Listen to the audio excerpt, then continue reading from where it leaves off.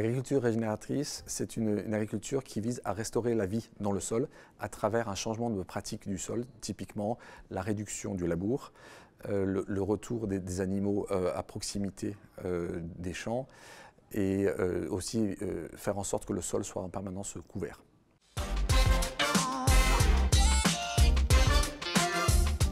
On a 4 types d'investisseurs.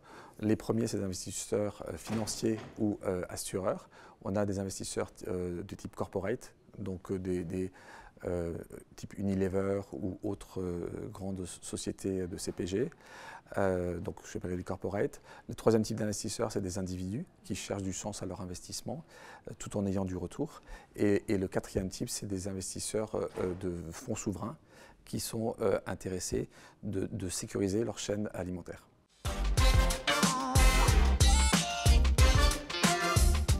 Donc dans l'ensemble, un peu de pédagogie aide, parce que c'est quand même encore un secteur qui est naissant, qui est en transformation. Donc on a beaucoup de gens intéressés. Et quand on commence à expliquer un petit peu les thématiques d'investissement, le type de société dans lequel on investit, généralement, les gens souhaitent investir dans ce type de problématiques.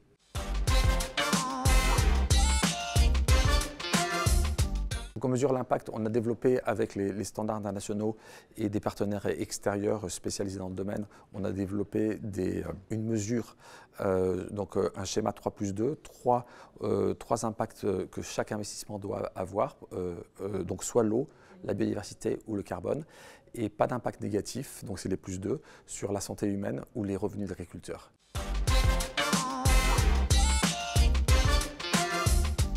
Donc en fait, on parle d'un changement de façon de travailler et comme tout changement, il y a à la fois le comportemental joue un rôle important et ce qui est important, c'est inciter les gens à changer de comportement. L'agriculture est une industrie qui est subventionnée à hauteur de 700 milliards dans différents pays. Et donc typiquement, changer ou lier différemment l'obtention de subventions à des changements de pratiques est une façon de changer le comportement. Expliquer, comme on l'a dit, la pédagogie auprès des acteurs, pourquoi ils devraient changer en est une autre. Et changer le cahier des charges des grands donneurs d'ordre aux agriculteurs est une des trois façons.